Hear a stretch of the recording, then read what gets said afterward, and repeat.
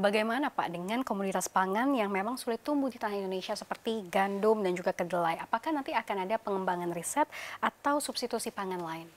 Nah, seperti kedelai, kami minggu lalu bersama Menteri Pendidikan Tinggi, Profesor Satrio dengan seluruh rektor. Ini ada penelitian baru, produktivitas kedelai bisa 3 ton, 3,5 ton. Nah, saya katakan kembangkan dalam skala 5.000, 10.000. Ini dibiayai oleh negara. IPB yang bersedia. Kemudian jagung adalah Unhas, kemudian UGM, kedelai dengan padi, IPB juga padi dengan kedelai, kita bagi. Jadi kita fokus pada komoditasnya yang kita mencari bibit unggul dan produktivitas tinggi termasuk kedelai. Kita akan selesaikan satu persatu. Untuk program dalam waktu dekat adalah padi dengan jagung. Oke. Jadi kita nanti selesaikan satu persatu. Oke, jadi untuk target 100 hari jangka pendek tadi, apa aja yang kira-kira akan jadi prestasi atau capaian ke depan? Sebenarnya kita bukan mengatakan 100 hari, 50 hari. Iya, tiap hari kita harus kejar target itu. Karena Bapak memberi target 4 tahun harus swasembada.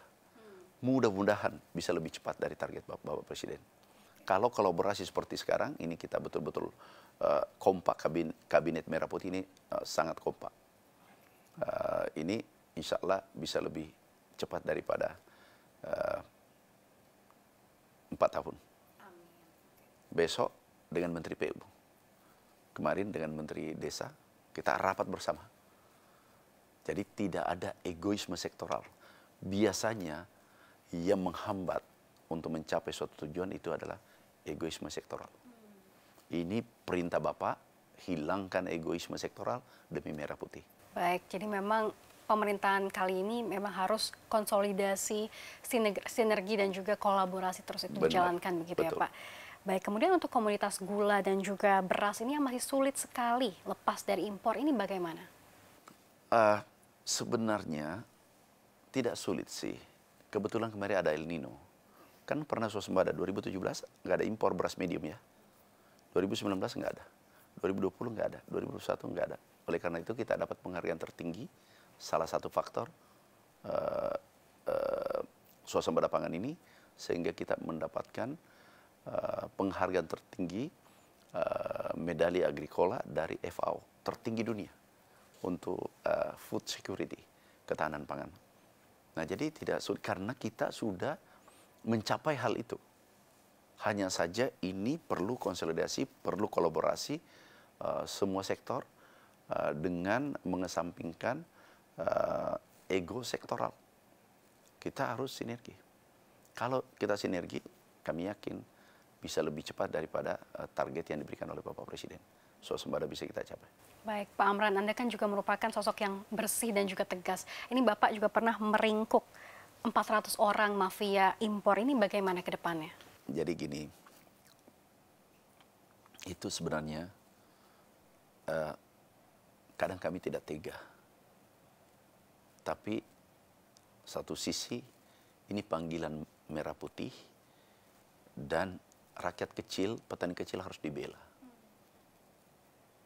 Dulu pahlawan kita nyawanya dia serahkan untuk Republik Merah Putih tanpa pamrih, tanpa gaji. Kita ini sudah diberi fasilitas oleh negara. Masa tidak berani membentengi, membela petani-petani kecil?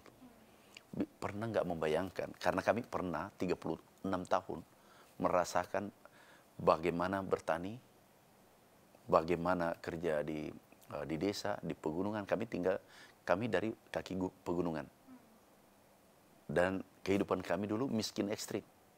Jadi kami bisa merasakan apa yang dirasakan petani. Sehingga kalau ada ingin mengganggu kepentingan nasional, kepentingan rakyat kecil, kepentingan petani khususnya, kami pasti membela mati-matian dan kami pertaruhkan segalanya. Kami tidak ingin petani disolimi. Kami pastikan ada korupsi, ada calo, ada yang main-main, pasti insya Allah kami bereskan. Ini sejauh ini apa saja upayanya untuk memberantas mafia impor dari Kementerian Pertanian? Ini bukan impor saja, yang kita pertama jaga dulu sekarang adalah APBN. APBN kita jaga, jangan sampai itu ada permainan di dalamnya. Baru saja kami, kalau kami dapatkan, kami sudah buktikan, kalau tidak salah 4 kami copot, ada 2 direktur kami copot. Dulu, eselon 1 kami copot. Kami copot, kami pecat.